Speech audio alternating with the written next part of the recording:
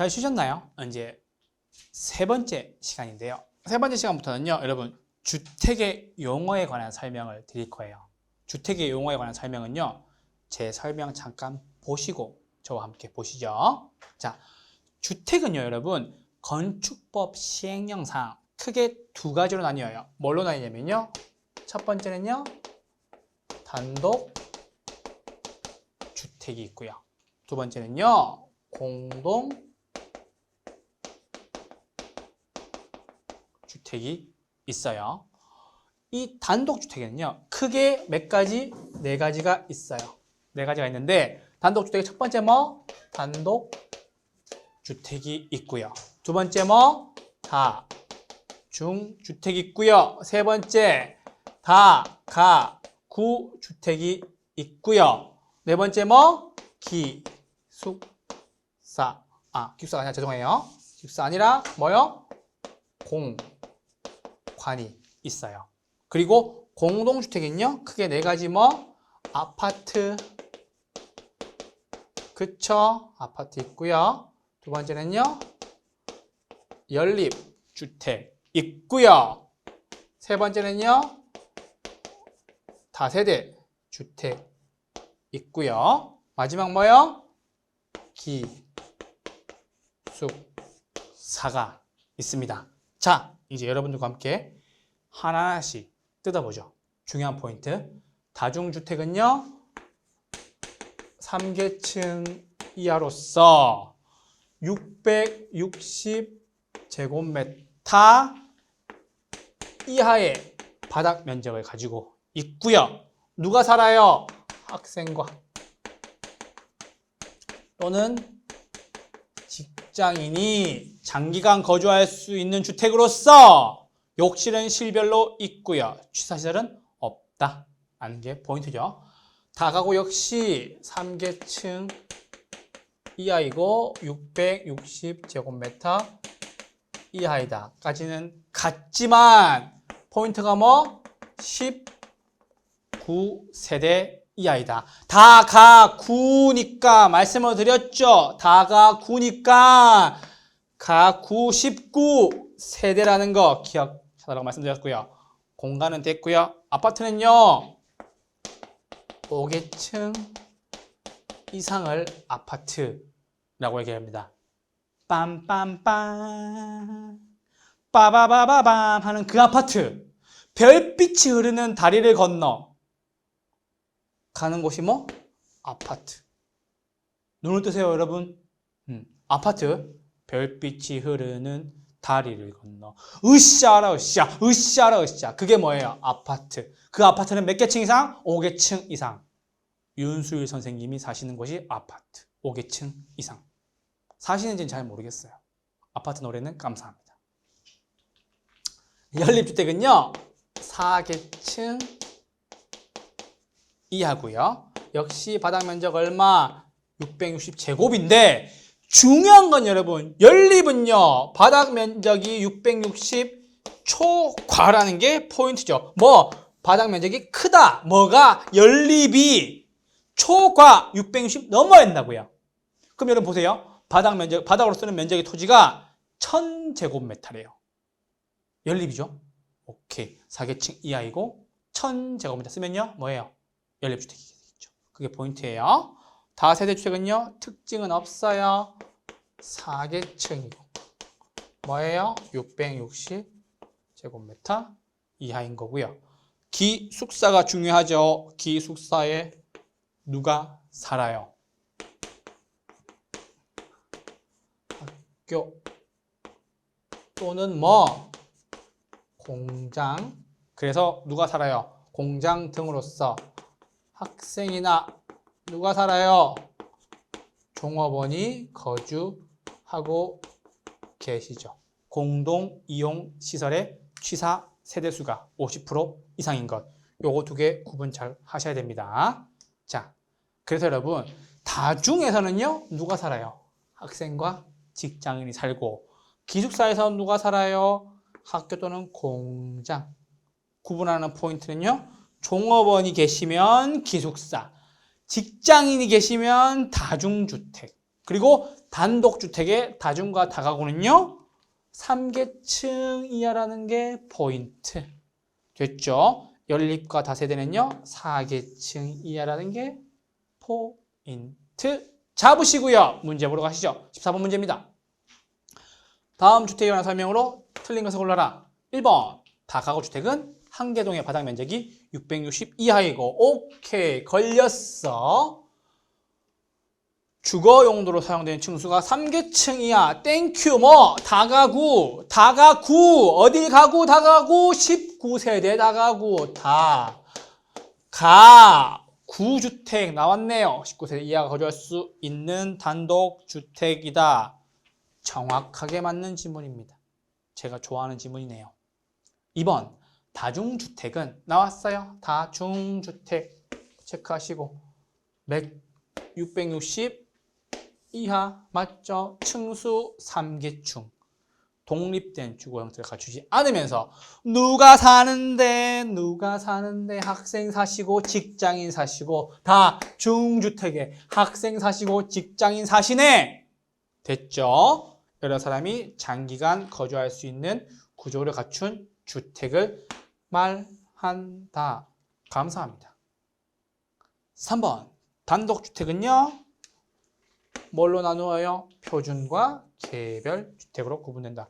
이것도 맞는 지문인데 맨 뒤에 가면 부동산 가격 공시제도에서 구분할 거예요. 맞다고 체크해 두시고요. 한번 읽어만 보세요.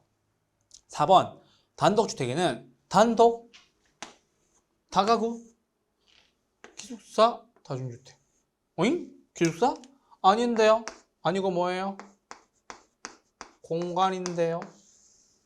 틀렸죠? 답은 몇 번? 4번. 이렇게 체크하시면 됩니다. 그래서 단독주택은요. 단, 다다, 공. 공동주택은요. 연세대 기숙사 몇 층? 4층. 연세대는 몇 층? 4층. 연세대 몇 층? 4층. 기숙사에 누가 산다고? 학생과 종업원이 살고 계신다는 거. 그거 체크하시면 됩니다. 답은 4번이었고요. 5번 연립주택은 한 개 동의 바닥 면적이 660을 초과하고 맞죠? 660 초과 체크해 주고요. 층수는 몇 개층? 4계층 이하인 공동주택, 연립주택. 이것도 맞는 지문이에요. 틀린 것은요 4번이고요. 기숙사는 단독주택 아니다. 기숙사는 공동주택이다. 기숙사에 사시는 학생분들이 계신다면, 기숙사에 살고 계시는 종업원분들이 계신다면 그것은 공동주택입니다. 됐죠? 14번이었습니다. 15번으로 넘어오세요. 15번으로 넘어오시면 됩니다. 요거 안 지운 이유가 있겠죠? 문제를 풀면서 계속 써먹을 거니까. 주택의 분류 중에서 단독주택 나왔어요. 단독주택,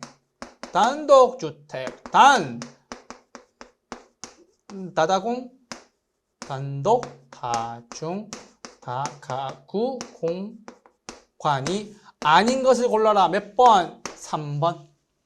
됐죠? 특징 한번 쭉 보시고 특징 잘 기억해 두시고 포인트 잡으셔야 되거든요. 다중과 다가구 구분하시고 연립과 다세대 구분하시고 기숙사와 다중주택에 누가 살고 있는지 기숙사는 장소까지 등장합니다. 그게 포인트예요.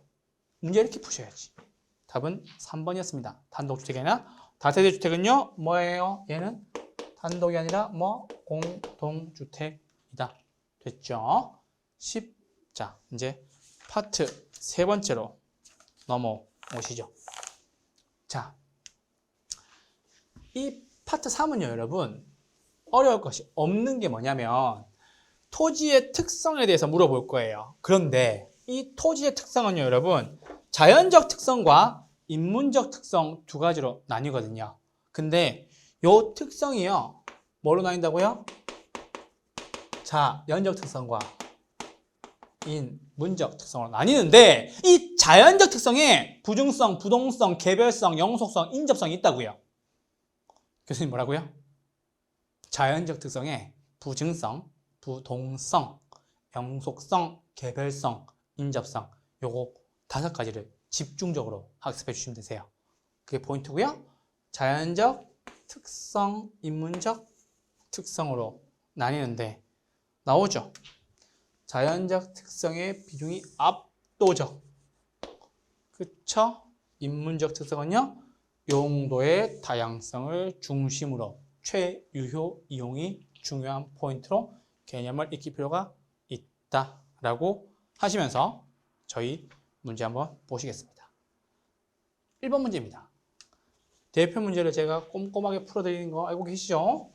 자, 대표 문제 부동산의 특성에 관한 설명으로 틀린 것을 골라라 나왔어요.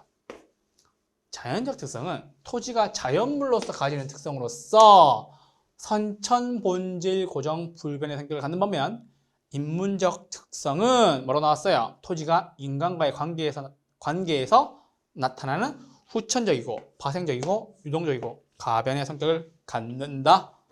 맞죠? 맞는 질문이에요. 2번입니다. 부동성으로 인하여 부동성 움직이지 않는다. 부동산 시장이 국지화되며 지역화라고도 얘기를 하죠.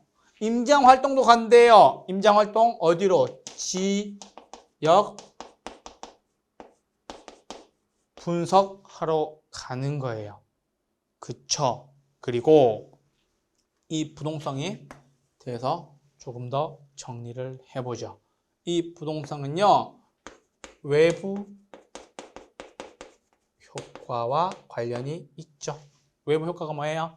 어떤 경제 주체에게 대가나 보상 없이 해당 대상에게 정의 외부 효과, 좋은 영향, 부의 외부 효과, 나쁜 영향을 미치는 것을 외부 효과라고 얘기를 합니다. 그러니까 좋은 게 생기면 정의 외부 효과, 나쁜 게 생기면 부의 외부 효과, 좋은 게 생기면 정의 외부 효과, 나쁜 게 생기면 부의 외부 효과, 부의 외부 효과가 생기면 경제적으로 가치가 감해지겠네. 경제적 감가가 생기겠네. 됐죠? 외부 효과였고요. 그리고 또 뭐 있어요? 지방자치에서 조세 수입의 근거가 되겠네요. 그래서 부동성에 대한 포인트, 국지화, 지역화, 임장활동, 지역분석, 외부 효과, 조세 수입의 근거, 그리고 당연하지만 하나만 더 하죠. 동산과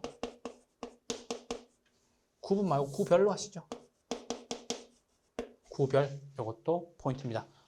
동산과 구별해야 되는 건요. 부동산, 움직일 수 없으니까 부동산, 움직이니까 동산, 이렇게 하시면 됩니다. 2번 맞는 지문이고요. 3번 부증성으로 인하여 소모를 전제로 하는 재생산 이론 및 감가상각의 이론이 배제된다. 잠깐만. 부증성이죠. 늘어나지 않는데요. 늘어나지 않는 것 때문에 재생산 이론이 혹은 감가상각의 이론이 배제되는 거예요? 아니죠. 재생산 이론과 감가상각이 배제되는 이유는요. 부증성이 아니라 뭐예요? 토지의 특징 중에 영속성이 되는 거겠죠. 영속성이 뭔데요? 영원히 존재하는 속성 때문에 다시 만드는 이론이 안 되는 거고 감가상각, 즉 가치가 감해지는 이론이 먹히지 않는다는 거예요. 영속성이 뭔데? 영원히 존재하기 때문에 소유와 이용의 분리가 가능하죠. 내 거지만 남에게 빌려줄 수 있어. 왜요? 영원히 존재하는 속성이 있으니까. 소유와 이용이 분리된다는 말은요. 뭐예요? 임대차 시장 발달의 근거가 되는 거죠. 재생산 이론도 안 되고 감가상각도 안 되고 왜요? 영속성이니까. 되셨나요? 그래서 3번이 틀린 지문이고요. 답은 3번 이렇게 체크하시면 됩니다. 부증성 아니에요. 네 번째, 토지는 다른 재화에 비해 가치 보존력이 우수하며 오케이. 영속성 또 나온다. 안정된 수익을 발생시키는 자산에 해당한다. 해당의 특성 중에 영 속성에 기인한다. 그래서 투자재로서 선호가 되기도 하죠. 그거고요. 5번 인접성으로 인해 인접지와의 협동적이 요구가 되며 오케이 정의 외부 효과 발생 시 좋은 영향을 미쳤을 시 개발 이익을 얻는 거에 근거가 된다. 인접성이기 때문에요. 인접성은 여러분 외부 효과가 생기기도 하고요. 협동, 경계의 이용이 생기기도 합니다. 인접해 있다, 붙어 있다는 뜻이에요. 붙어 있으니까요. 뭐요? 외부 효과가 생기는 거고요. 부동성과 되게 유사한 경향을 보이고 있죠. 인접성이요. 이거 하나 읽어두시면 될 것 같고요. 답은 몇 번이에요? 3번이었습니다. 부중성 아니라 영속성. 대표 문제여서 정확하게 꼼꼼하게 지문 해체 해드렸습니다. 1번 보러 가시죠. 1번입니다. 토지의 특성에 관한 설명으로 옳은 것, 옳지 않은 것을 골라라 라고 나왔죠. 틀린 거 고르래요. 오케이. 1번 부동성은요. 국지와 지역 특성 맞고요. 부증성이에요. 늘어나지 않는데요. 생산 요소를 투입하여도 양을 늘릴 수 없는 특성이다. 맞는 지문입니다. 부증성이니까요. 그래서 물리적 공급 불가하고요. 부증성에 예외가 있다 없다. 예외가 없다. 그쵸? 교수님 간척지 매립이나 산지 개간을 통한 거는요. 무엇인데요? 이것은요. 용도 전환을 통한 뭐예요?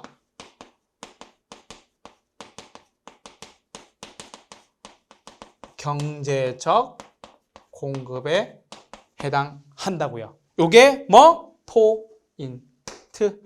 경제적 공급은 가능 용도 전환을 통해서 간척지를 매립하거나 산지를 개간해서 농지나 택지로 만드는 행위 등은요. 뭐예요? 용도 전환을 통한 경제적 공급 혹은 용도적 공급이라고 하고 가능 불가능 가능하다는 거예요. 부증성 안 돼요. 물리적 공급 안 돼요. 부증성 예외 없어요. 그거 체크하시면 됩니다. 2번도 맞는 지문이고요. 3번 영속성은 토지 관리의 필요성을 높여 감정평가에서 원가 방식의 이론의 근거가 된다라고 나왔어요. 그래서 여러분, 근데 보세요 여러분. 영속성은요. 영원히 존재하는 속성이죠. 그런데 이 원가 방식의 이론적 근거는요. 재생산 이론의 근거와 일치해요. 그래서 원가 방식의 이론적 근거가 안 돼요. 안 돼. 왜? 원가 방식의 이론의 근거가 뭐냐면요. 재생산 이론이거든요. 재생산 이론이거든요. 그러니까 해당 건물이 지금 있는 거를 다시 지으려면 원가가 얼마가 드니 이런 의미라고요. 원가 방식이요. 그래서 그게 재생산 이론과 밀접한 관련이 있고 영속성은요. 영원히 존재하는 속성이니까 원가 방식 안 된다고. 왜? 재생산 이론에 대해서 배제시키니까. 재생산 이론 필요 없어. 왜? 우리는 영원히 존재한다. 토지의 자연적 특성, 영속성. 답은 3번. 4번입니다. 개별성이죠? 개성이라고 보셔도 돼요. 개성. 무슨 개별성이야. 개성이라고 보셔도 되고요. 개별성. 개성은요. 비교 어려워요. 세상에 나밖에 존재하지 않아. 시장에서 상품 간 대체 관계를 제약할 수 있다 없다. 있다 라고 나와 있죠. 네. 개별성은요. 상품 간의 대체 관계를 제약할 수 있다 없다. 제약할 수 있다. 맞는 질문이 되겠네요. 그래서 개별성은요. 비교가 어려워요. 대체 관계를 제약할 수가 있어요. 그래서 여러분도 마찬가지예요. 저한테요. 여러분들도요. 대체 관계를 제약할 수 있어요. 무슨 말이고 하니? 대체할 수 없다고요. 저한테 있는 저의 수강생들, 제 수업을 듣는 수강생들 각자 서로 너무 하나하나 한 분 한 분 다 빛나시기 때문에 비교도 안 되고 대체할 수도 없고 그게 뭐예요? 개별성이라는 뜻이에요. 이 개별성이 나오면 늘 그 생각이 나요. 한 분 한 분 다 소중하고 한 분 한 분 다 대체할 수 없는 저한테 소중한 수강생분들이세요. 잊지 마시고 꼭 합격하시고 문제 푸는 거 보면 깔끔하잖아. 정리 잘 해드리잖아. 그렇죠? 저와 함께 예상 문제 풀이를 단권화시켜서 꼭 합격 한번 해보자고요. 5번 보러 가시죠. 인접성이에요. 붙어있으면 돼요. 붙어있으면 돼. 물리적으로 연속정, 경계, 협동, 외부 효과 요거 떠오르시면 인접성에 대한 정리는 다 되셨겠네요. 1번이었습니다. 자, 2번은요. 페이지 31페이지 펼쳐주시고요. 31페이지 펼쳐주시고요. 자, 2번 부동산의 특성에 관한 다음의 설명으로 잘못된 것을 골라라 라고 나왔어요. 자, 요건 여러분 답을 먼저 한번 보고 갈게요. 답은 2번인데요. 자연적 특성이죠. 토지의 자연적 특성은요. 뭐가 있어요? 여러분 부동성, 부증성, 영속성, 개별성, 마지막 뭐? 인접성 정도가 있는데요. 토지와 건물이 가지고 있는 특성을 자연적 특성이라고 할 수가 있다 없다? 없다. 답은 몇 번?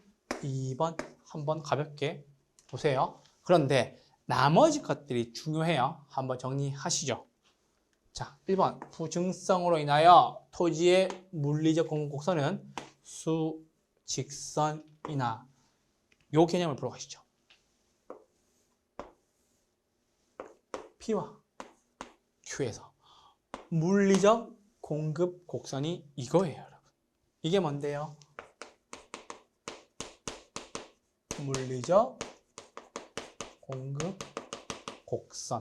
Q. 양의 변화가 있다, 없다? 양의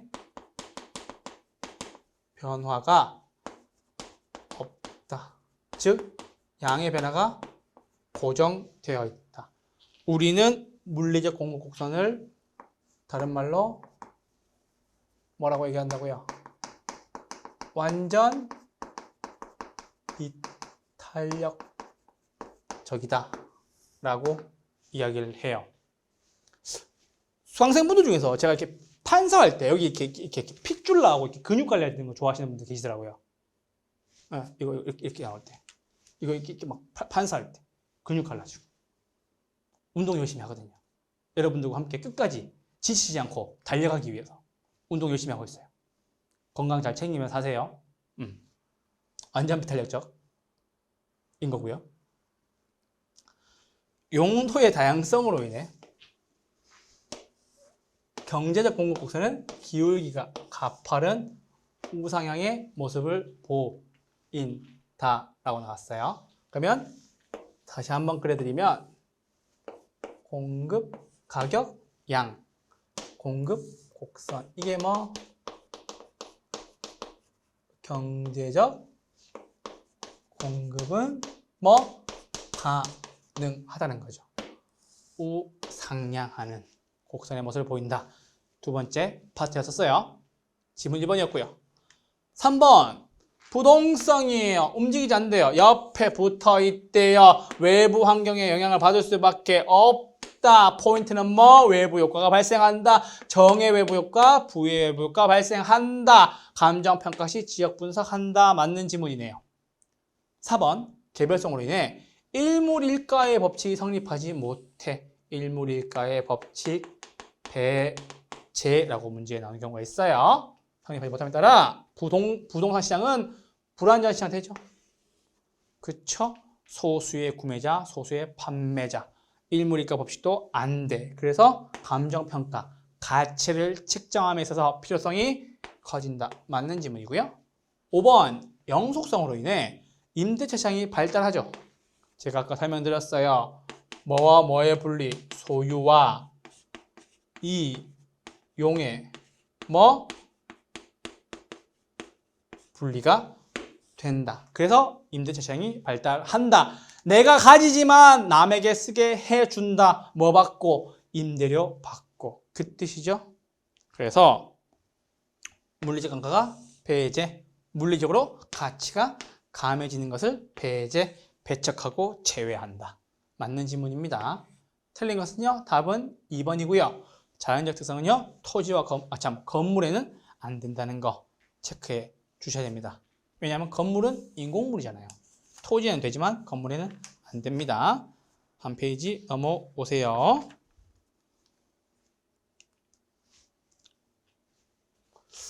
자, 또 토지의 특성 나왔죠? 토지의 특성에 관한 설명으로 틀린 것을 골라라 라고 나왔는데요.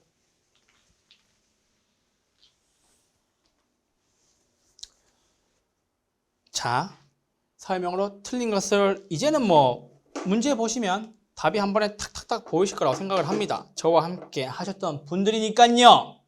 좀 빠르게 보시죠. 영속성 나왔어요. 감가상각이론 배제 맞는 지문이네요. 됐죠? 감가상각 안 된다. 가치가 감해지지 않는다. 재생산이론 안 된다.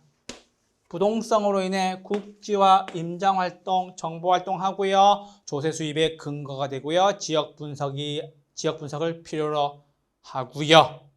외부 효과도 받네요. 인접성도 외부 효과에 포함되죠. 부동성 맞는 지문이고요. 세 번째, 부증성이에요. 늘어나지 않는데요. 토지 부족, 집가가 비싸다. 문제도 발생하고 집약화되는 이유가 된다. 집약화가 뭐예요, 여러분? 집약화가 뭔데요? 자본과 노동이 많이 드는 것을 집약화라고 얘기를 합니다. 교외에서 도심지로 들어올수록 밖에서 도시 안으로 들어올수록 집약화가 심해지죠. 노동과 자본이 많이 들어가죠. 그거를 우리는 집약화라고 얘기를 하고요. 부증성 때문에 수급이 어때요?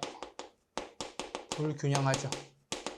수급 불균형에 문제가 발생하게 되는 거죠. 수급이 뭔데요? 수요와 공급의 불균형에 문제가 생기게 되는 거죠. 4번, 개별성으로 인해 나왔어요. 개별성으로 인해 물리적 대체 및 용도적 대체가 불가능하다라고 나오는데요. 물리적 대체는요, 당연히 불가능하죠. 요거는 어때요? 불가하지만 용도적 대체는요, 여러분, 가능, 불가능, 용도적 대체는요, 가능하다는 거죠. 왜요? 용도적 공급은요, 여러분,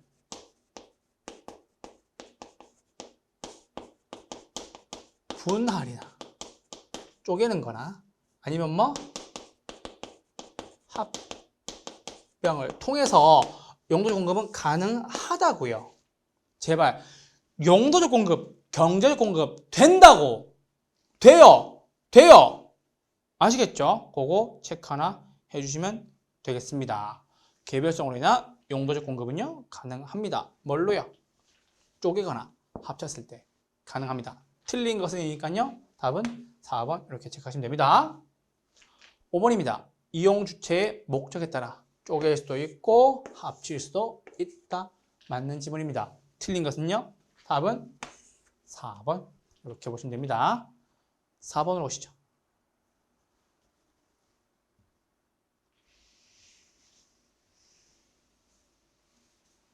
네, 이제 4번 문제 풀러 넘어오시죠. 자연적 특성이에요. 부증성에 관한 설명으로 틀린 것을 골라라 라고 나왔죠. 답 먼저 한번 보고 가실게요. 답은 5번인데요, 여러분. 이거 처음 보는 지문이기 때문에 여러분 잘 정리해 주셔야 돼요. 부증성에 기인한 특정 토지의 희소성, 즉 귀한 성격은요, 공간 수요의 입지 경쟁을 유발하죠. 그런데 여러분 생각을 해봅시다. 입지 경쟁을 유발하는데요, 경쟁 가격의 성격을 띠는데 이게 여러분 공급자끼리 경쟁하겠어요?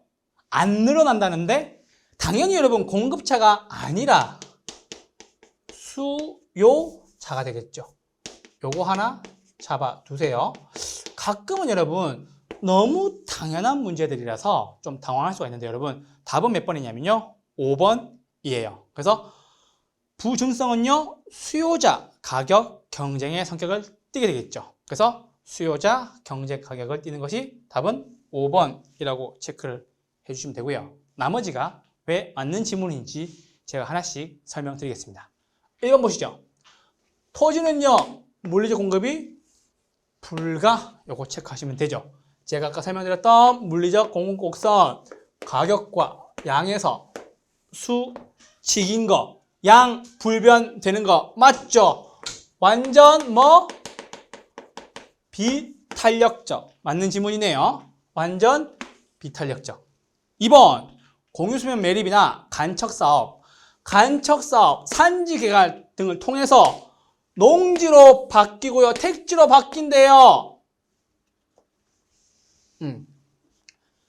농지나 택지로 바뀐대요. 그거는요. 부중성의 예외라고 볼 수 없다. 볼 수 있다라고 나와서 틀렸다고요. 부중성의 예외라고 볼 수 없다. 부중성의 예외는 존재하지 않는다라고 말씀을 드렸습니다. 이 간척사업과 산지 개간, 매립 등은요. 농지로 바뀌는 게 용도, 전, 환을 통한 무슨 공급? 용도적 공급, 경제적 공급에 해당하는 거지. 부중성의 예외도 아니고 물리적 공급의 예외도 아니다. 물리적 공급 안 된다라는 거예요. 3번 토지의 지대는 지가를 형성하며 땅의 임대료는 땅의 가격을 형성시키고요. 최유효 이용의 근거가 된다. 최고, 최선의 이용, 합리적 이용의 근거가 된다. 오케이.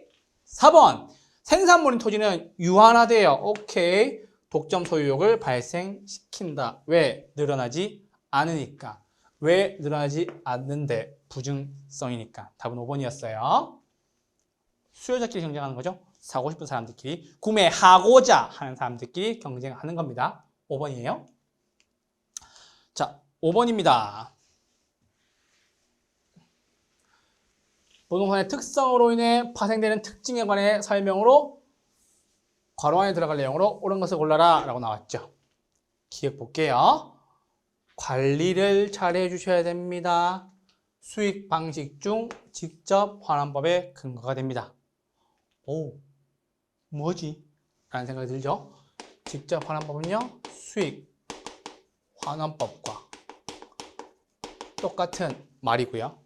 자, 제가 설명을 한번 해볼게요. 수익 환원법이란 장래 산출할 것으로 기대되는 순수익이나 미래의 현금 흐름을 환원하거나 할인하여 대상 물건의 가액을 측정하는 감정평가 방법을 말한다 라고 얘기해요. 그 말은 무슨 말이냐면요, 내가 앞으로 벌어들일 수 있는 것을 현재로 가지고 와서 이 현재의 내용에 투영시킨다는 뜻이에요. 그러니까 더 쉽게 설명드려 볼게요. 내가 앞으로 벌 수 있는 이 내용의, 이 돈에 대한 가치를 지금으로 가지고 와서 지금에 합쳐서 계산한다는 거예요.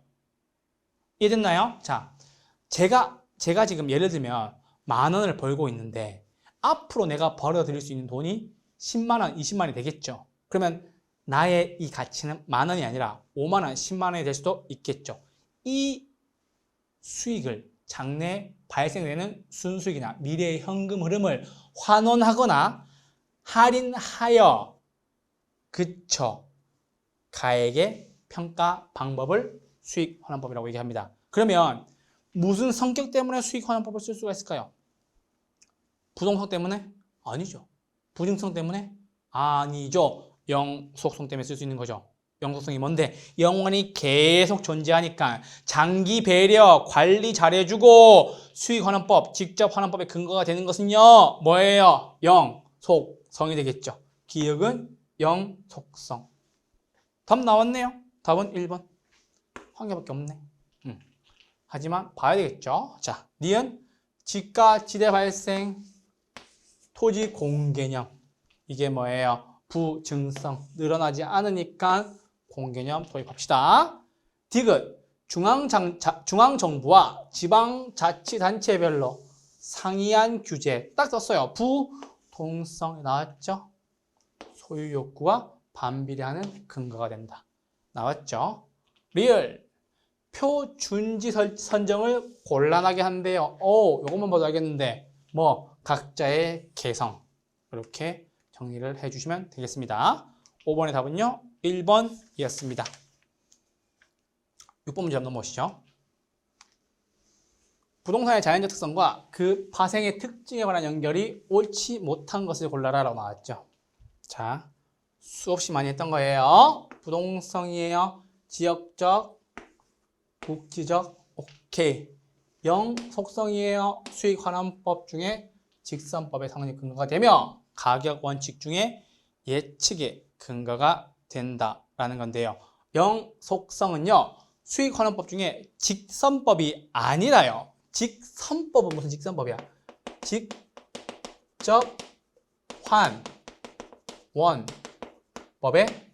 근거가 되는 거죠. 아까 앞에서 제가 해드렸죠. 아까 5번 문제에서. 참 4번 앞에서 해드렸죠. 직접환원법의 근거가 된다. 그쵸? 이게 같은 말이 뭐라고요? 수익환원법이라고. 그래서 수익환원법에 대한 정의도 말씀드렸고요. 수익환원법은요. 직접환원법이랑 같은 개념으로 보시면 됩니다. 그래서 6번은요. 직선법의 성립 근거가 아니고 직접환원법의 근거가 되면서 가격 원칙 중 예측의 원칙이 성립한다라고 해서 틀린 것은 2번이에요. 3번 부증성입니다. 물리적 공급곡선이 수직이고 오케이. 가격 상승에 대응하는 물리적 공급의 탄력성이 완전 비탄력적이다. 양의 변화가 있다 없다? 없다. 양 고정. 맞는 질문이고요. 4번 개별성. 토지의 가격이나 수익이 개별적으로 형성되며 중요한 포인트는 뭐예요? 일물리가 법칙을 배제한다. 개별성인 거죠. 5번 영속성. 영원히 존재하는 속성. 비소모적 물리적 공급의 감소가 완전 비탄력적이다. 양은 고정되어 있다. 영속성. 가격 하락에 대한 물리적 공급의 감소가 완전 비탄력적이다. 이것도 맞는 지문이 되겠네요. 소모 안 되니까 가격에 대해서 양이 안 바뀐다는 거겠죠. 6번이었습니다. 7번 35페이지로 넘어오시죠. 7번입니다. 부동산은 다른 재화와 구별되는 독특한 특성들이 있으며 이에 관한 설명으로 틀린 것을 골라라 라고 나왔죠. 그래서 여러분 1번 부동성으로 인해 나왔죠. 지방자치단체의 조세 수입의 근거가 된다. 지역 분석이 필요로 하고요. 두 번째, 영속성으로 인해 소모를 전제로 하는 재생산 이론이나 사고방식을 토지에 적용할 수 없게 하여. 여기까지 맞아요. 여기서 잘라야 돼요. 지문 분석 본격적으로 들어갑니다. 물리적 감가는 배제되는 게 맞지만 경제적 감가는 배제시킬 수가 있다 없다? 없다. 그러니까 무슨 말이냐면요. 물리적 감가, 즉 토지 자체가 가치가 감해지지는 않아요. 왜요? 영속성 때문에. 그런데 경제적 감가는 배제가 안 되죠. 왜요? 경제적 감가가 생기는 이유가 있죠. 어떤 이유에 따라서요? 기피 시설이 들어오거나 안 좋은 현상이 생기거나 그러면 경제적 감가는 당연히 생길 수밖에 없죠. 무조건 생깁니다. 경제적 감가는요. 물리적 감가는 배제되지만요. 영속성으로 인해 경제적 감가는 배제시킬 수 없다라고 하셔서 답은 몇 번? 답은 2번 이렇게 체크하시면 됩니다. 3번 위치의 고정성 때문에 주변에서 일어나는 환경 조건의 변화가 부동산 가격에 영향을 주는 뭐요? 외부 효과. 위치의 고정성. 다른 말로 하면요. 부동성 인접성과도 관련성이 있겠네요. 외부효과 발생, 인접성으로 외부효과 발생. 4번입니다. 부중성으로 인해 입지 경쟁이 발생하고요. 집가 상승하네요. 왜? 늘어나지 않으니까. 아까 말씀드렸죠. 수급, 불균형. 됐죠? 4번도 맞는 지문이고요. 5번 개별성으로 인해 특정 부동산의 시장 정보의 수집이 어렵고 거래 비용이 높아질 수 있다. 정보가 수집이 안 되죠. 그래서 답은요. 2번 영속성인 거고요. 물리적 감가는 배제, 경제적 감가는 배제 안 된다. 자, 8번입니다. 드디어 총론의 마지막 문제입니다.